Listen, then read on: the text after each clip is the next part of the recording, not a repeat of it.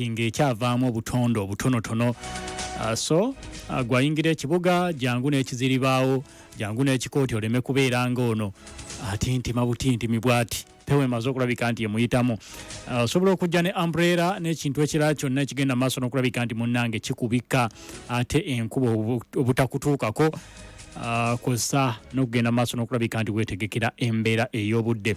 Simanyi butya bw'oli awo embeera eri etya wasinzira okulabika nti otugoberera ku Pearl of Africa Radio. Simanyi oba enkuba etuusa awo w'oli.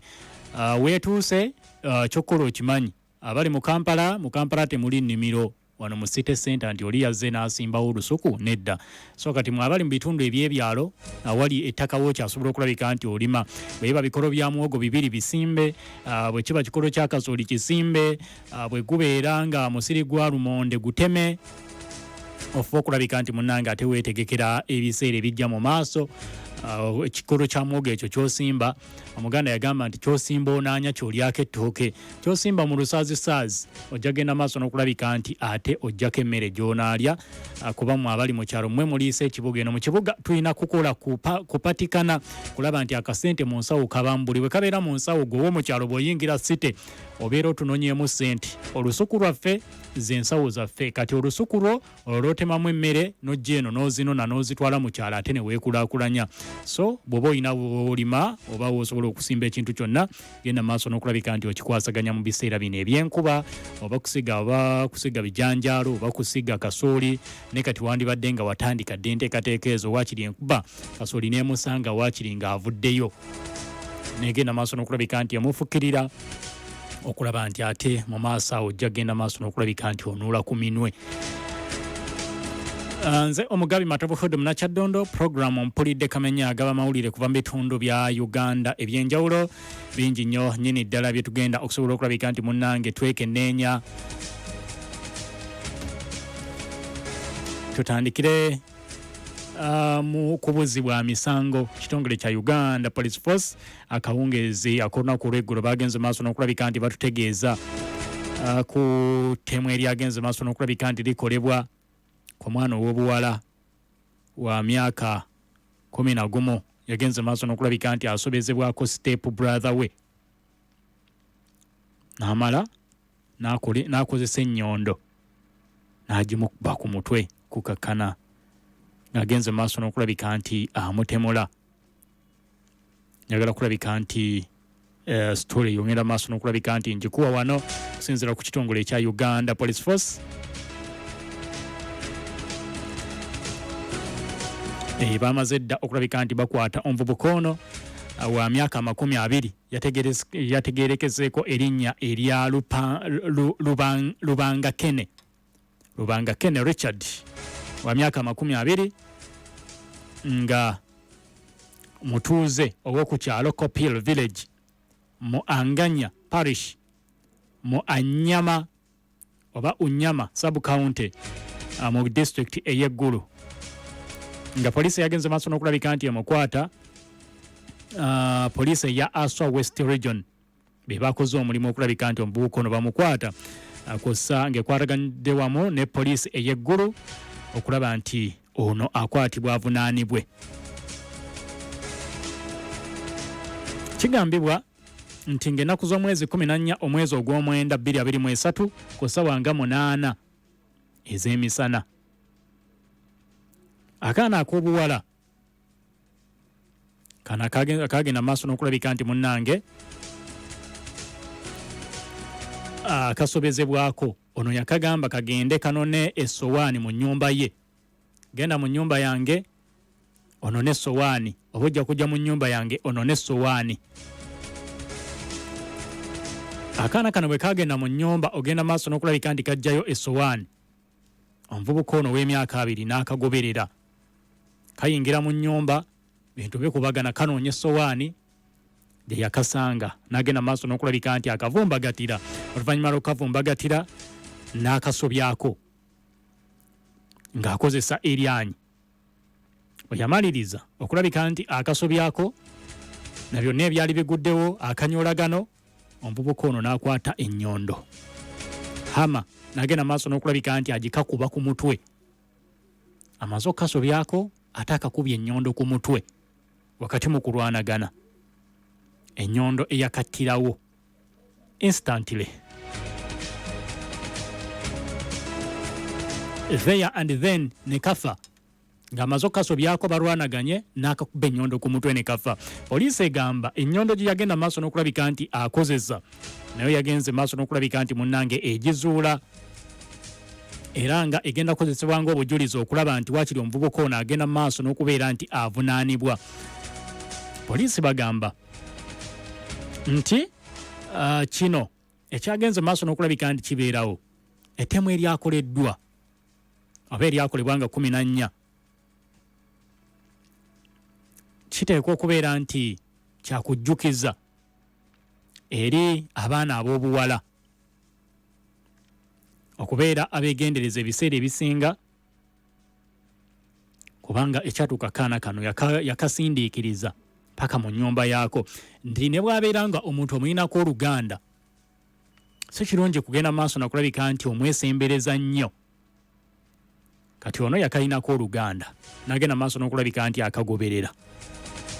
N'akubiriza n'abazadde ogenda maaso n'okulabika nti batunuulira nnyo babakuumira amaaso gaabwe ku baana abato.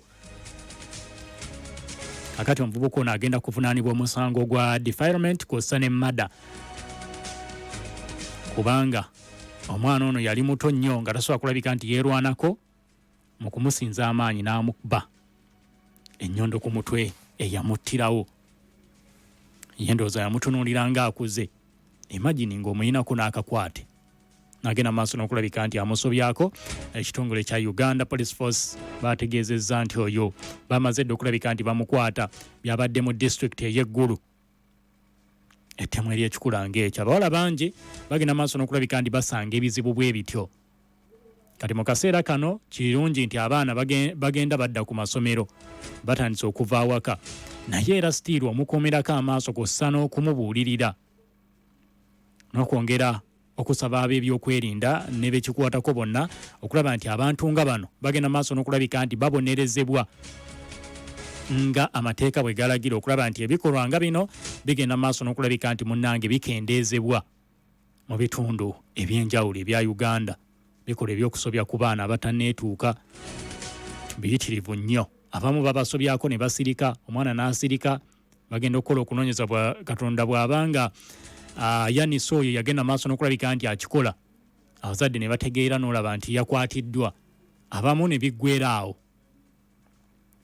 So byabadde gulu akaana ka myaka 11 yakakubye ennyondo ku mutwe n'agenda maaso n'okulabika nti akatta wakati mu kasobyako.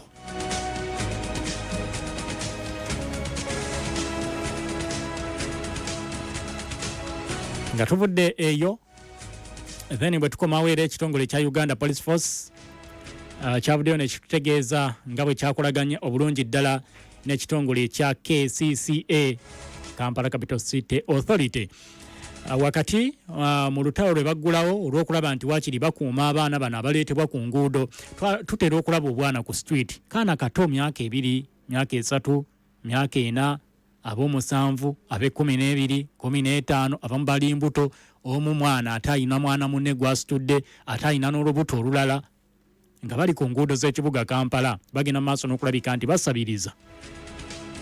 Kakati ekitongole kya Kampala Capital City Authority nga kikolaganira wamu ne police bagenze maaso n'okulabika nti waakiri banunula abaana 161 ababadde babeera mu mbeera etasanyusa, mu mbeera ey'akatyabaga ku streets ez'enjawulo mu kibuga ky'eggwanga ekikulu Kampala. Era olunaku olw'eggulo baasibye mu nteekateeka ezifaanaganako nga zino okulaba nti abaana bano bakwatibwa baddizibweyo basinkana ab'eŋŋanda zaabwe. Kigambibwa nti waliwo abantu abayingira bizinesi bweti abagenda mu byalo ne bakuŋŋaanya abaana bano ne bagaa tubatwala Kampala kukola. Omwana ne bamuleeta mu Kampala ne bamuteeka ku street asabirize.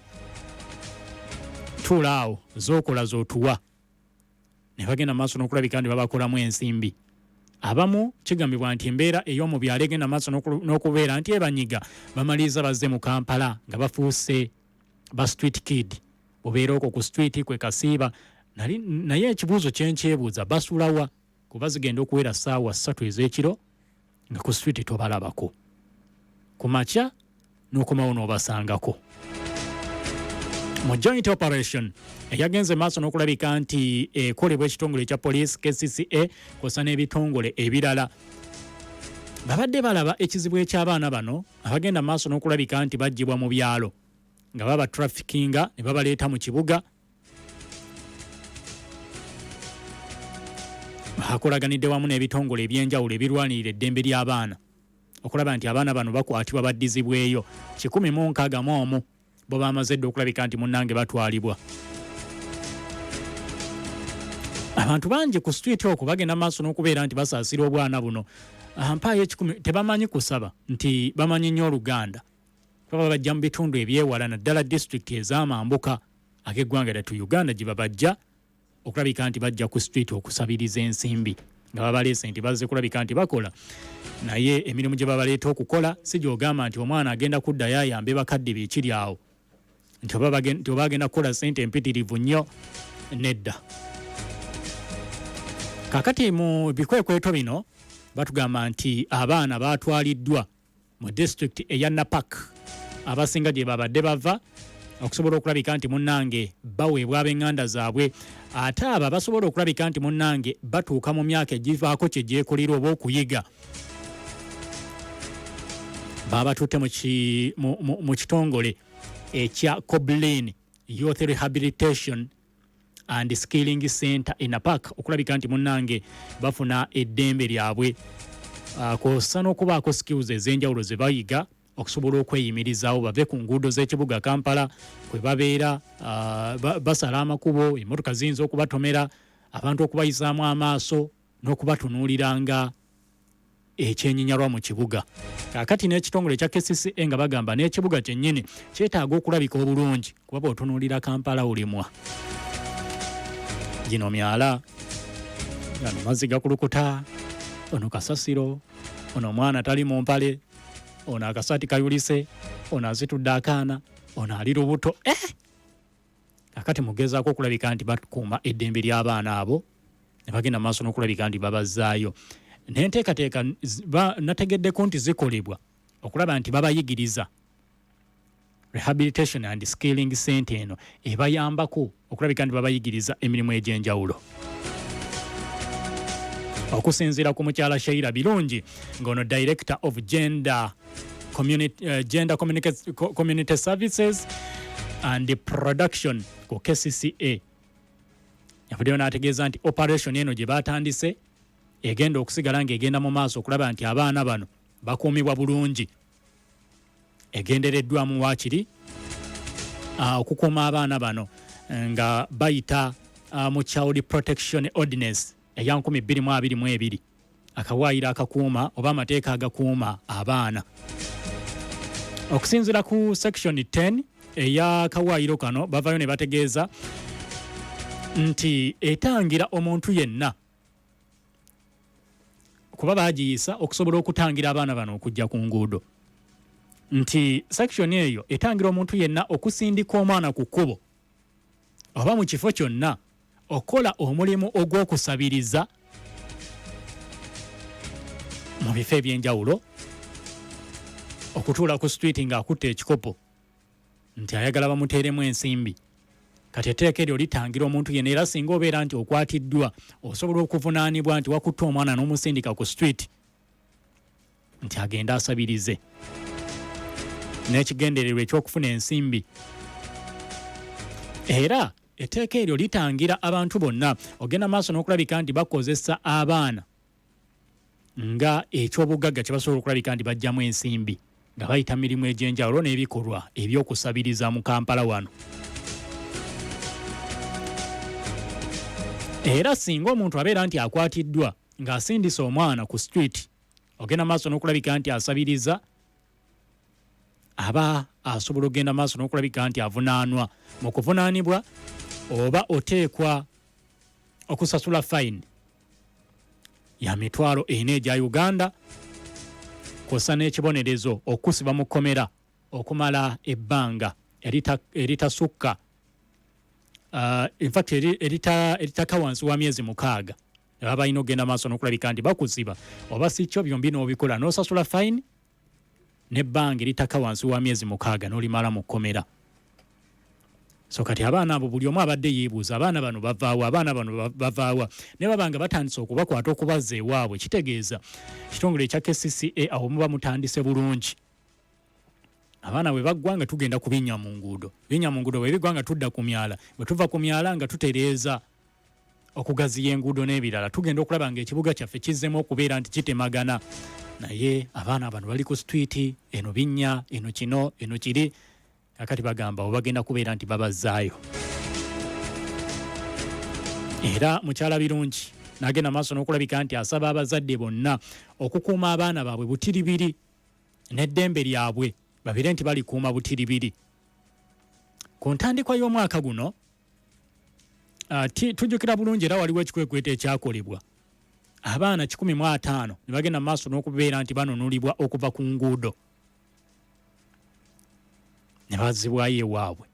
Mu mwaka ogwa 2022 KCCA yatandika era ekikwekweto kye kimu mwe yagenda maaso n'okubeera nti enunula abaana 700 ab'oku nguudo ne bagenda maaso n'okubeera nti baddizibwayo ewaabwe era abantu 36 ne bakwatibwa ne bavunaanibwa okuleeta abaana bano. Naye era still omuze gukyaliwo abaana obalaba mu kibuga ne weebuuza oyo yatambula atya okuva e Napaaka okuva e Nakapiripiriti okuva e Kalamoja okujja okutuuka mu kibuga ne babeerako ku makya olweggulo mu traffic jam bwayiga n'okuzinamu bukuziniramuuko awo buzinamuuko ne ku mazina busobole okusikiriza babuwa ku nsimbi. Bw'otuuka mu jam ogenda okulaba kajja n'ekitawulo ekiddugala ne katandika bambi okusiimuula endabirwamu bonna bukodyo bwa kufuna nsimbi ne bugezaako wano nawali kati bagamba abaana abo balina okudda ewaabwe. Era mukyala birungi n'ategeeza nti buno obuvunaanyizibwa bwa buli muntu yenna okulaba nti abaana bakuumibwa n'okubajja mu bikolwa ebifaanaganako bwe biti. So zenteekateeka ezo ze batandise ng'ekitongole ekya KCCA kw'ossa n'ebitongole eby'enjawulo.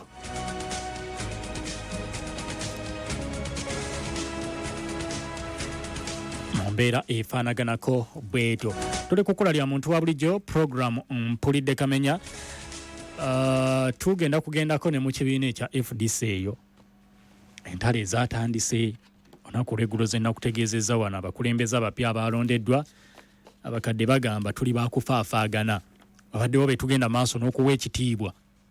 Naye kati bwe biba nga biyingiddemu embeera bwete eky'okututyoboola n'okutegeeza nga bwe baatugobye mu kibiina naffe tugenda kukolawo akatiisa tugenda kufaafaagana na bano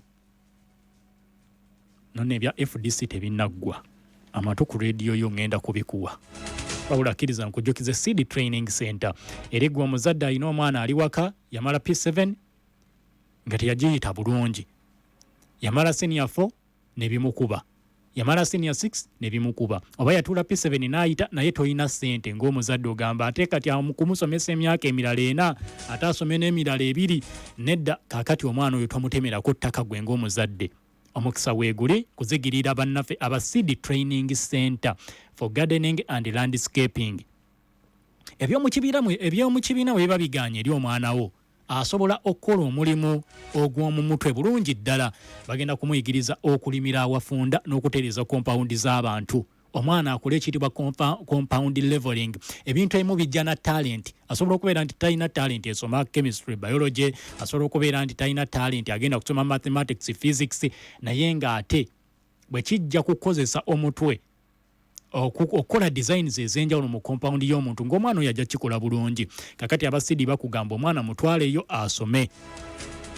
Omwana oyo asobola okubeera decorator omulungi. Emikolo egyo ne bagamba baatimbye omukolo gwanyumye bambi. Abatimbi baatimbye bulungi. Omukolo gwamanagingiddwa bulungi, gwaddukanyiziddwa bulungi ng'omwana ebyo abisobola nga biinamu ekitone. Osobola okumutwala ku Seed Training Center nagenda maaso n'okubeera nti ebintu ebyo abifunamu. Hair dressing and salon management omwana n'asiba enviiri nga tayitangako ku ssomero. Omwana n'asiba enviiri nga P7 teyagiyita bulungi naye ng'ebyenviiri abikola bulungi ddala mutwaleyo ebyo abiyige. Fashion and design abaana bayiga okutunga ng'okutunga kimulimu yenga mulungi mu kutunga n'okukola emisono egy'enjawulo. Okukanika emmotoka byonna ebyo SID egenda kumuyambako n'emirimu egya plumbing, okutambuza amazzi mu bizimbe, kusiba PVC pipes ezo n'ebirala, kugira drainage system, byonna bagenda kulabika nti munnange babikolako bulungi ddala. Omwana we aveeyo nga mukugu. Balina ebisuula eby'abaana abawala n'abaana abalenzi, ate nga security weeri ggulugulu. Omwana wo ng'omutute mu kisulo obeera mugumu nti agenda kukuumibwa bulungi. Abayizi baabwe balya bulungi.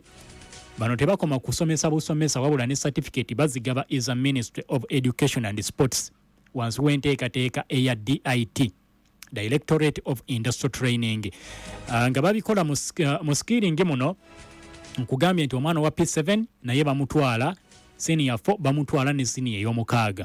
Okumanya ebisingawo abasidi bakubire ku 078 11 68 sembyayo 66 078 68 11 sembyayo 66 oba ku 070 06 43 09 05 070 06 43 09 05. Oba oliawo muvubuka otuddaawo tolina kyokula tolina kiddako osobola okugenda n'osoma ebintu ebyo n'obaako nekyosobola nga bakunoonya nga bagamba bwe tuba tunoonya omuntu akola compound obulungi tunoonya ani nti gundi tunoonya makanika w'emmotoka omulungi tunoonya naawe kennyini weerwaneko osobola okubeerawo wamala senior 4 tomanyi kiddako okola mirimu gya lejjalejja osobola okukola ekikugattako n'ofuna ensimbi kuba ku 070 43 09 05 oba ku 075 40 66 58 075 40 58 be bannaffe aba CD Training Center beera nti obyekwata bagenda kuyambira ddala mu nteekateeka zonna ez'okulaba nti waakiri te ofuna omulimu gw'osobola okulabika nti weenywerezaako n'okola. Broadway High School somero lino lya Dene Boarding omuzadde nkuzegirira essomero ery'ekyasa erigenda okubangula omwana wo asome nga byasoma bitegeera bayina one level kitegeeza senior 1 paka senior ya mukaaga omukisa gwa half bursaries weeguli eri abaana abateesobola abatalina mwasirizi bakutegeeza nti basangibwa Kawempe ku 5 okulinaana oba okyamira ku benzina petrol station okulinaana Rocco Constructions. Okumanya ebisingawo ku ssomero lino ogenda kubakubira ku 070 95 74 16 070 95 74 oba ku 070 95 74 070 95 74 be bannaffe aba Broadway High School somero lya Dene Boarding lya bawala n'abalenzi eddiini n'ebyoluzungu babisomeseza ddala bulungi arts ne sciences weeziri nawe kitotwalayo omwana basobole okulabika nti bamubangula wali Kawempe ku Broadway High School. Ate bannaffe aba muweebwa Adventure Safaris Hijja and Umrah Services bakutegeeza nti emikolo egya umura egy'omwezi ogw'ekkumi bakutegeeza nti munnange bakulindiridde okubeegattako ogenda okola emikolo egya umura ku $5,000,000 zokka ogenda kutambula nabo. Abalamazi baabwe basomesebwa bulungi ddala era n'aba bakozesa emikolo munnange bakugu era ng'emikolo gyonna ogenda kugikola bulungi ddala ebifo eby'enkizo bituukemu. Bakolera n'abafu Hijja ne umura oyagala kukolera mukadde wo yafa oyagala kukolera mwana wo yafa sengaawo kojjaawo osobola okubeekwata bamuweebwa Adventures Safaris Hijja and Umrah Services. Ate nga babasuuza bulungi ddala musula mu 5-star hotel baina Swiss Hotel Al Maqam eyesangibwa Makka ate ne Zamzam Pullman Hotel esangibwa Madina. Bakuyambako okufuna visa mu nsi ez'enjawulo oba amawanga ag'enjawulo nga Turkey oyagala genda Egypt oyagala Pakistan oyagala Thailand South Korea Japan Dubai Saudi Arabia Abu Dhabi Jordan Qatar Norway Italy Georgia Lebanon Serbia Belarus Mexico eyo bagenda kuyambira ddala okulaba nti visa yaayo ogifuna bulungi, ogenda okola emirimu gyo nga bw'ogyetaaga. Oba oyagala kusoma bagenda kuyambirako ddala. Bakuyambako n'okufunira medical visas. Okugeza oyina mulwadde oyagala bamujjanjabire mu nsi ez'ebweru nga Turkey, India, USA, UK ne Germany, bagenda kuyambira ddala okukolera ku nsonga ezo zonna. Omulwadde waagenda afuna obujjanjabi obusingakaawo. Ate ku miwendo emisaamusaamu abakuyambako n'okufunira students visa, scholarship, internship n'ebintu ebirala ebigwa mu kkowe eryo be bannaffe abamuweebwa adventure safaris, hijja and umrah services. Bakusaliza ne tiketi z'ennyonyi okwetooloola ensi yonna ku bbeeyi ennungi ddala. Bakuyambako n'okukolera travel plans oba packages nga bakuyambako n'okufuna emirimu eyo. Oyagala kukola hotel booking nakyo bagenda kikuyambirako ddala. Gwe yeetaaze services zaabwe ogenda kubasanga ku Luwumu Street, Universal House, room number F11. Okumanya ebisingawo, enamba z'essimu kikulu nnyo, funa peni n'olupapula owandiike. Hajjati Bayatih akulindiridde ku 072 11 27 30. Hajjati Bayatih 072 11 27 30. Aboyogere ne Hajjati Aisha ku 078 25 09 16. 078 25 09 16. Oba ku 070 89 40 09. Awo ojja kuwogera ne manager Buterevu ku 070 89 40 bibannaffe abamuweebwa adventure safaris, hijja and umrah services. Beera nti obyekwata buli kimu kijja kutambulira ddala bulungi. Mwebale nnyo, mwebalire ddala bagenzi maaso n'okulabika nti mutwegattako. Genda ku mukutu gwaffe ogwa WhatsApp ku namba eri 0782 366 0782 366. Teekako obubaka bwo, ngenda kulabika nti mbufuna mu ddakiika ezigoberera oluvannyuma lw'okufuna obubaka buno katono nnyo. Ngenda kukomawo twongere okulabika nti tutunuulira ensonga zino. Ono agambye mu Shadia in Saudi Arabia, weebale kulabika nti otugoberera Shadia okuva Saudi Arabia. Ogambye inna lillahi wa inna ilaihi raji'un. Let that man be killed. May Allah make it easy for us and have protection on our little girls. Amin ya Rabbi. Shadia e Saudi Arabia. Obadde oyogera kwoli eyagenza maaso n'okulabika nti asobya ku mwana ow'obuwala namala n'amukuba ennyondo ku mutwe eyamussa akaana k'emyaka 11. Komawo n'amawulire amalala mangi. Genda ku WhatsApp, teekako obubaka bwo, na wano ku ssimu tujja kulabika nti tuwuliziganya gye bujja mu maaso awo ku 07510 ne ku 0782366. Nkola bwe nti katono nnyo, funa obubaka buno bukulu nnyo buwulirize. Tukomawo tukyali mu mpulidde kamenya, mawulire tukyagasaggula. Eno family bannange kizibu nnyo okukkiriziganya ku kintu ekyokuwuliriza radio tetukkiriziganya. Martha, radio giveeko. Okusalawo ku ky'ekyokulya kyagaana. Gwe Martha, malawo emmere yo. Naye ate mwattu ekintu kiri kimu kyetukkiriziganyako ffenna, ye Movit Family Soap.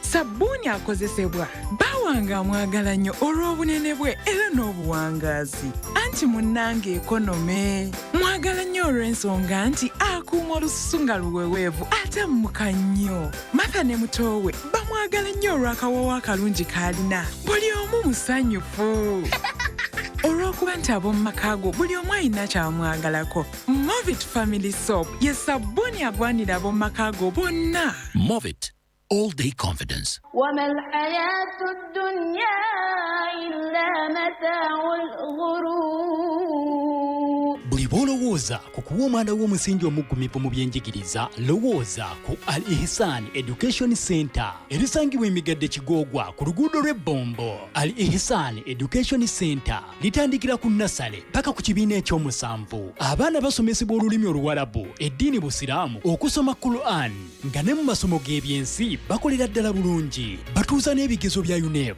ku ddala ly'ekibiina eky'omusanvu. Al Ihsan Education Center lya Kisulo n'abava ewaka ng'abaana abava ewala balina emmotoka ezibatambuza. Kati wandiisa omwana wo leero ng'ebifo tebinnaggwaawo ku Ali Ihsan Education Center. Okumanya ebisingawo bakubire ku 0776 21 13 33 oba ku 0701 46 63 61 oba ku 0753 76 64 47. Ali Ihsan Education Center.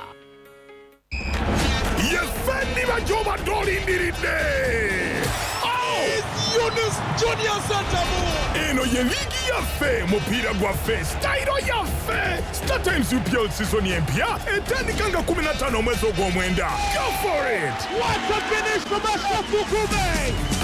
Tunjuza obubadi bwa Uganda, Sambo waba Brazil, Magic waba Portugal, n'endiba y'ekiro. Tukwongedde n'emipiira egiri live ku Sanyuka Prime ne Fufa TV ku Star Times kwokka. The Star Times UPL. Our league, go for it. Owange, nina embuuzi yo. Olunaku lwe nazuula buto wa Fortune Gold. Namanya nti nfunye gold. Enfumba yange teddangamu kubeera kyekimu. Eddekende, akawoowo, n'essanyu nga nfumbisa buto wa Fortune Gold. Buto wa Fortune Gold asiddwamu ebirungo byonna eby'omugaso. Agira mu bipimo eby'enjawulo era asangibwa mu maduuka ne supermarket zonna ezikulinaanye. Fortune Gold Vegetable Cooking Oil. Akolebwa ba Bidco Uganda Limited. Akadimi kaleediyo yo wekagwerayo. Kumusa mukatonyeze mwenda. Pal FM. Ekkula ly'omuntu wa bulijjo.